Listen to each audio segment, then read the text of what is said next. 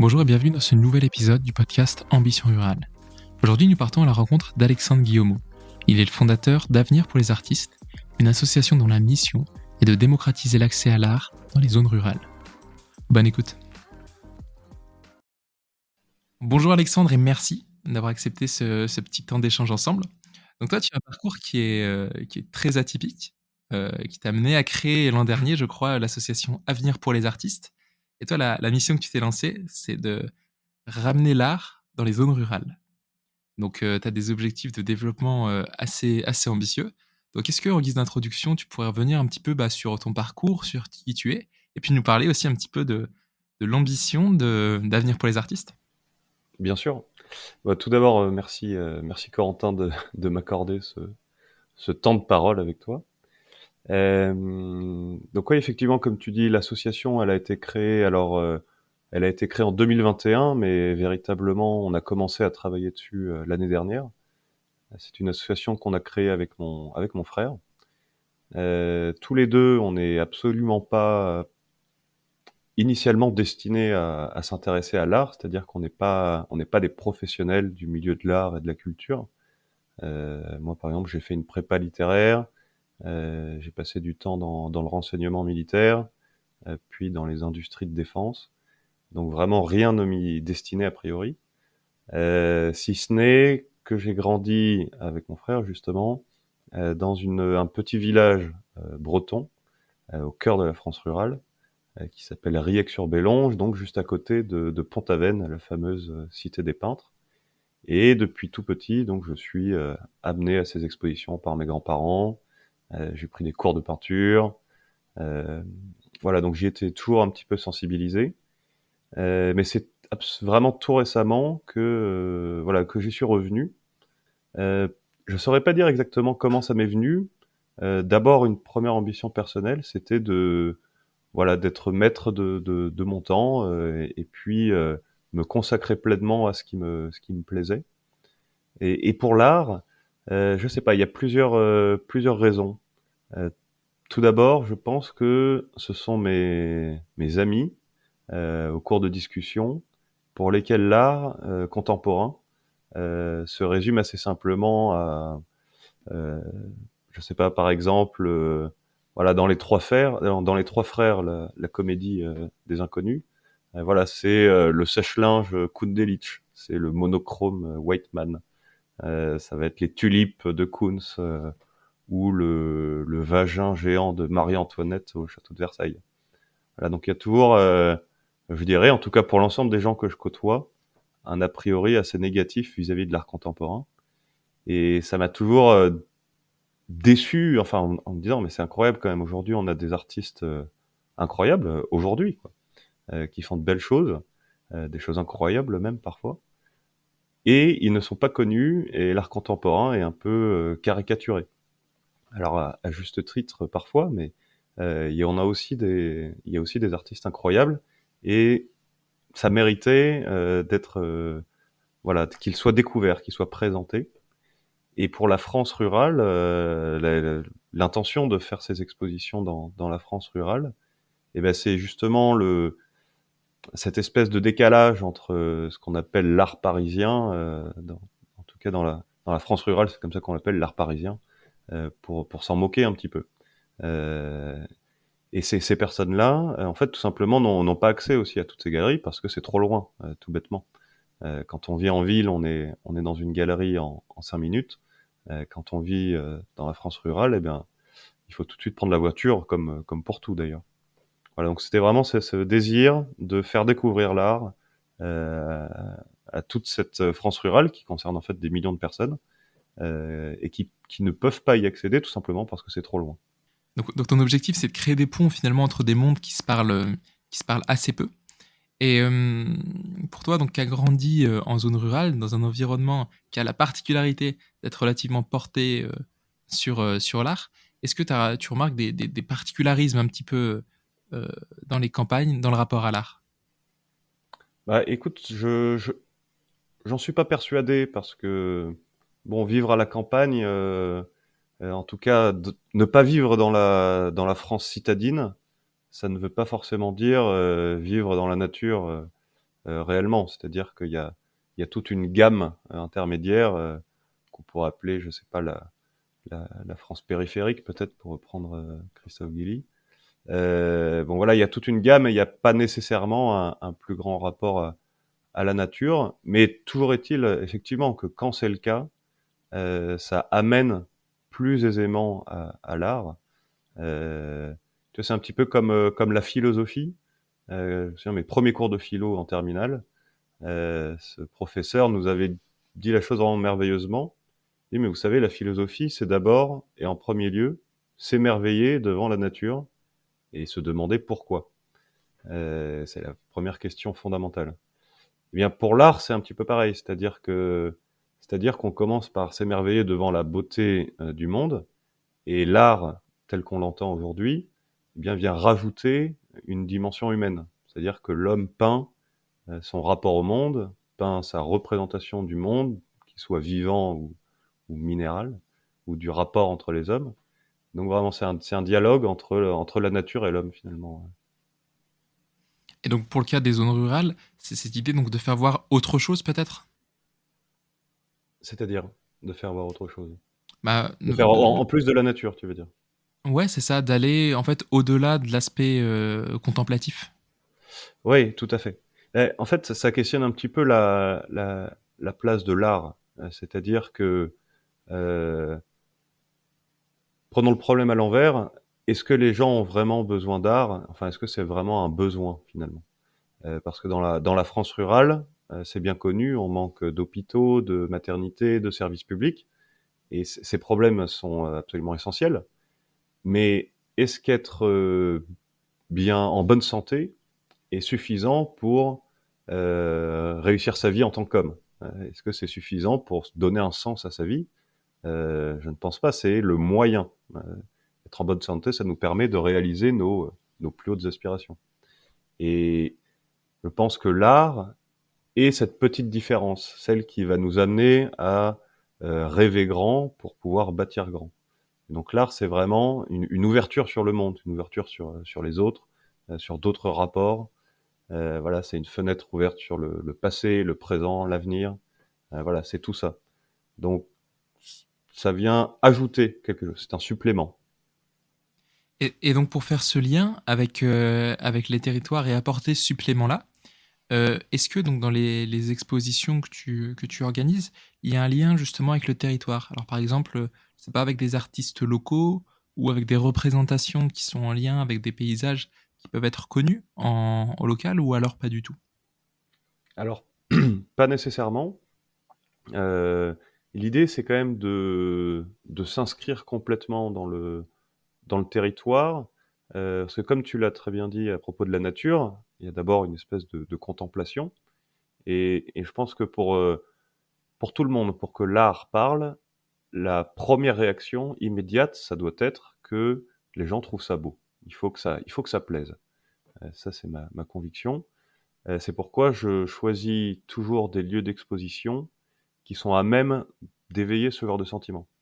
Par exemple, notre première exposition aura lieu dans un château, et je trouve que c'est une bonne façon, heu, d'amener l'art, dans la France rurale.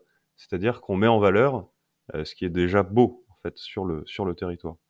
Et de belles œuvres, dans une salle qui n'aurait vraiment aucune âme, perdraient quelque chose. Ça demande une certaine mise en valeur. Après, pour répondre à ta question plus largement sur est-ce qu'on prend des artistes locaux? Est-ce que, on traite de sujets locaux? Pas nécessairement, parce que précisément, l'art dans son rôle d'ouverture d'esprit, d'ouverture à l'autre, peut très bien s'inspirer du territoire ou pas.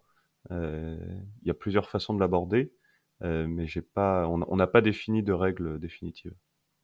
Être sensibilisé à l'art, ça demande une certaine ouverture. Est-ce que, bah, pour des personnes qui vivent là depuis 30, 40 ans, sans avoir été spécialement confrontées ou sensibilisées à ça, c'est encore possible? Ou, est-ce que tu juges qu'en fait c'est peut-être plus pertinent et que ta cible va plutôt, s'orienter au niveau des scolaires ou, voilà, du plus jeune public? Bah, écoute, je pense qu'il est jamais trop tard, pour s'intéresser à l'art. Donc les expositions, elles sont gratuites, ouvertes à tous. Donc l'ambition, c'est de toucher un maximum de personnes. Pour autant, effectivement, heu, plus on y est confronté jeune, plus on a de chances de s'y intéresser réellement. C'est pourquoi effectivement le public qui m'intéresse le plus, ça va être, les scolaires, le jeune public, parce que, beh, ils ont cette espèce d'ouverture d'esprit qui est propre à la jeunesse, qui va peut-être plus facilement, leur permettre d'être touchés, par tel ou tel tableau, telle ou telle sculpture. Heu et puis ils ont une imagination absolument débordante, incroyable, une créativité, qui peut vraiment être mise à profit à l'occasion de ce genre d'exposition. D'ailleurs, nous, on compte organiser des créneaux réservés aux scolaires, affréter des bus, depuis les écoles vers, l'exposition, pour justement en parler avec ces enfants. Est-ce que la clé, en fait, du succès de tout ça, se résiderait pas dans la médiation, justement? Au sens où, l'art est parfois difficile d'accès quand on te l'explique pas et justement quand tu pas été sensibilisé à ça plus tôt et est-ce que du coup tu prévois, justement des personnes qui t'expliquent en fait, qui t'accompagnent tout au long du cheminement de ton expo? Voilà, d'aller en fait au-delà du ressenti, d'expliquer un petit peu aussi la démarche de l'artiste? Mais, je vais d'abord répondre à la question que tu as pas tout à fait posée, mais que tu évoques quand même, qui est très importante parce qu'elle concerne, hem, ce qu'on pense être l'art. C'est-à-dire que la façon dont tu l'as décrite, je trouve qu'elle est typique de notre rapport à l'art, moderne actuel. C'est-à-dire que l'art serait, quelque chose de difficile d'accès, pour lequel il faudrait être initié et si on n'en a pas les clés, on n'y comprend rien, on n'est pas capable d'en saisir la beauté. L'art, pendant tous les siècles et millénaires qui nous précèdent, ça a d'abord été, un rapport évident à la beauté. C'est-à-dire que on représentait, des formes, une harmonie, heu, une symphonie de couleurs sur des thèmes connus par tous et donc les œuvres parlaient presque immédiatement à, n'importe quel public. Heu et ensuite, en deuxième lecture, les initiés, disons, étaient capables de déceler ici et là, des symboles, qui avaient été là placés volontairement pour un certain type de public. Mais, l'œuvre en elle-même était accessible à tous et tout le monde était capable de s'y retrouver. Je ne sais pas si on prend la Renaissance, ou même le Moyen Âge, que ce soit dans les thèmes, antiques ou religieux, catholiques pour la France, et bien chacun savait y reconnaître les symboles et l'œuvre parlait immédiatement. Donc aujourd'hui, moi ce qui m'intéresse, chez un artiste, c'est sa capacité à parler sans médiation, dans un premier temps. C'est-à-dire que, heu, qu'on soit capable, quand on regarde une œuvre, d'immédiatement, ressentir une relation avec l'œuvre et l'artiste. Et ensuite effectivement, c'est intéressant, mais c'est intéressant seulement en deuxième temps, de venir, expliquer, donner des clés, et puis pourquoi pas faire un peu d'histoire de l'art à cette occasion, sans rendre la chose, trop universitaire. Mais le plus important, c'est vraiment, je trouve, ce premier regard, comme un enfant regarde pour la première fois un coucher de soleil. Ça se passe 2 mots, c'est évident, c'est superbe, ça touche, ça émeut. Pour moi, c'est ça de la 1re mission de l'art. Et ça veut pas dire que c'est simple, c'est-à-dire qu'un coucher de soleil, c'est simple. Faire un tableau qui donne la même gamme d'émotions, ça, c'est tout un travail et c'est là qu'entre en jeu le génie de l'artiste, tout simplement. C'est vrai que je te posais la question notamment, par rapport à ce que tu expliquais au début, autour de l'art contemporain, où il y a une dimension, à l'art et à la représentation qui est beaucoup moins directe et ce qui va faire l'intérêt de l'œuvre, ça va être, sa composition, la manière avec laquelle, elle est présentée. En fait, c'est pas tout à fait vrai. C'est-à-dire que l'art contemporain, tel que tout le monde se le représente, est difficile d'accès.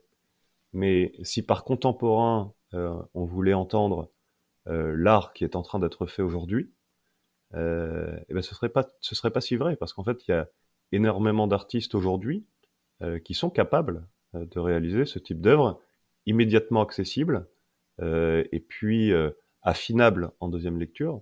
Seulement, ils sont peut-être moins mis en valeur. D'ailleurs, c'est pour ça que l'association Avenir pour les artistes s'appelle Avenir pour les artistes.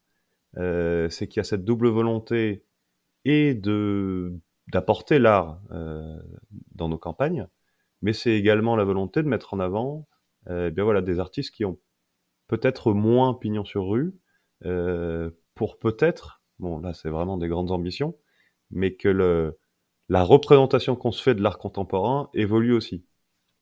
Quel retour est-ce que tu as, des collectivités, puis aussi des habitants lorsque tu cherches à organiser une exposition? Bah, pour l'instant, ce sont des réactions très modestes parce que nous-mêmes, nous débutons. Mmh. Donc là, en août aura lieu la première exposition. Donc pour l'instant, mes retours ne sont pas exhaustifs. Pour autant, les quelques échanges que j'ai eus jusqu'alors sont vraiment très positifs. Les, les mairies, en tout cas, sont toujours preneuses de nouvelles propositions clés en main. C'est-à-dire que on vient avec l'artiste, les dates, le matériel, et en dernière limite, ils ont juste à fournir une salle. Donc voilà.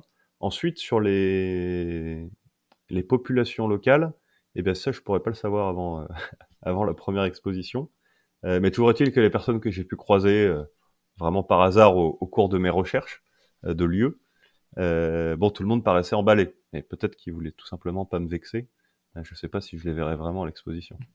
Tu parles du lieu, c'est aussi intéressant comme mise en valeur parce que, il y a un patrimoine, historique qui est hyper intéressant justement dans ces zones rurales, qui est pas forcément mis en valeur ou qui attire pas forcément, donc c'est vrai que c'est aussi une belle occasion de redonner de la vie à un patrimoine historique qui est existant.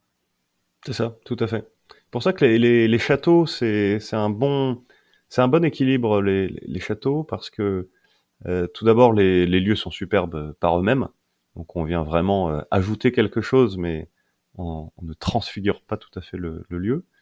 Et puis, voilà, pour les propriétaires de châteaux, que ce soit la collectivité ou des particuliers, hein, ils sont toujours intéressés par une nouvelle activité à proposer au public qui soit local ou sur les périodes touristiques à des gens venus de plus loin. Et alors est-ce que tu peux nous teaser un petit peu autour de cette exposition qui arrive au mois d'août? Alors cette exposition aura lieu au cœur du Périgord noir, donc près de Sarlat, dans le château de Fénelon, de l'archevêque Fénelon. Donc voilà, les propriétaires du château, qui sont vraiment adorables, ont été immédiatement emballés par le sujet. Et il y a maintenant plusieurs décennies, ils avaient exposé un jeune artiste qui débutait et qui aujourd'hui est bien plus connu. Donc il s'agit d'Olivier Masmonteil. Et donc Olivier Masmonteil a accepté de revenir sur le lieu de son premier crime pour venir exposer donc au château de Fénelon. Cette exposition durera 2 mois. Elle commence au week-end du 15 août et se terminera en octobre. Lui-même sera présent par de bons moments. Voilà, et donc Olivier Masmonteil, il a justement euh, toute cette approche vis-à-vis de l'art qui m'a immédiatement parlé. C'est-à-dire que dans un de ses entretiens, on lui pose la question vis-à-vis, tu sais, de l'art au XXe siècle. On a dit que l'art était mort. Euh, et lui précisément explique que non, il est pas mort du tout. L'art ne sera jamais mort d'ailleurs. Mais aujourd'hui, effectivement, il y a une espèce de euh, peut-être pas d'impasse, mais de questionnement existentiel. Bon, comment on peut encore parler aux gens avec de l'art? Et lui fait toute une démarche à l'inverse peut-être d'ailleurs de ce qu'on appelle l'art contemporain, au lieu de vouloir briser à tout prix tous les codes, à tel point qu'il n'y a plus rien à briser. Lui fait la démarche inverse, c'est-à-dire qu'il se replonge dans ce qu'il a dans une de ses séries qu'il appelle la mémoire de la peinture. Voilà, il s'inspire des grands maîtres qui l'ont inspiré, et puis il les retravaille, et puis lui-même s'ouvre à la création. Voilà, bon, ça rend quelque chose de très intéressant et qui est immédiatement beau. Euh, mais en se rendant sur place, on sera capable ensuite d'entrer dans une deuxième lecture. C'est intéressant parce que cette démarche, en fait, elle réactualise des œuvres passées pour les rendre contemporaines. Oui, exactement. Mais euh, d'une certaine façon, c'est exactement ce qui s'est passé pendant la Renaissance.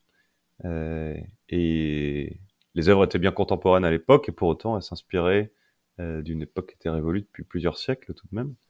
Et là, aujourd'hui, certains artistes mais d'ailleurs tous les artistes, d'une certaine façon, n'ont pas d'autre choix, même s'ils essayent, n'ont pas d'autre choix que de s'inspirer de ce qui fut. C'est une sorte de réinvention permanente, en fait. On n'invente rien. Oui, alors là, il y a des livres et C'est un des grand livres débat. qui ont été écrits. Et donc aujourd'hui, donc tu organises cette première exposition au mois d'août. Je suppose que d'autres viendront par la suite.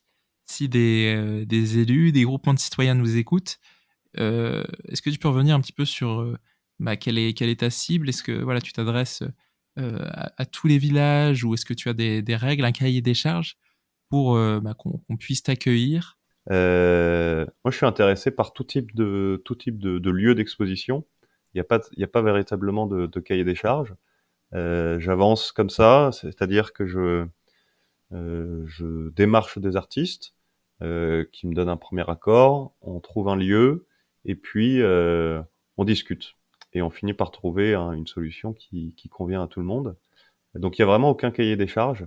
C'est-à-dire que nous, on s'occupe de tout, on trouve l'artiste, on transporte les œuvres, on organise l'exposition, euh, on se charge de la communication, on se charge de contacter les écoles environnantes pour leur proposer des créneaux.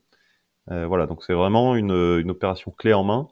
Il n'y a pas de, il y aura pas de surplus de travail pour les mairies ou pour les collectivités. Donc il suffit juste de donner les clés et derrière, vous vous occupez du reste. Et, et, Exactement. et petite question aussi sur votre organisation, parce qu'on n'est pas trop revenu dessus, c'est les œuvres que vous exposez appartiennent à l'association. Est-ce que c'est une recherche que vous faites en local? Comment, en fait, qu'est-ce que vous exposez?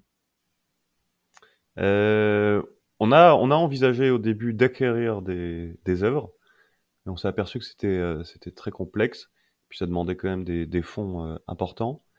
Il s'est avéré que c'était beaucoup plus simple de demander à des artistes de prêter leurs œuvres pour ces expositions. Et c'est donc ce qu'on fait. Nous, les artistes nous prêtent les œuvres, on se charge du transport, des assurances, de toute la logistique en fait. Mais voilà, l'association ne possède pas d'œuvres, elle les emprunte.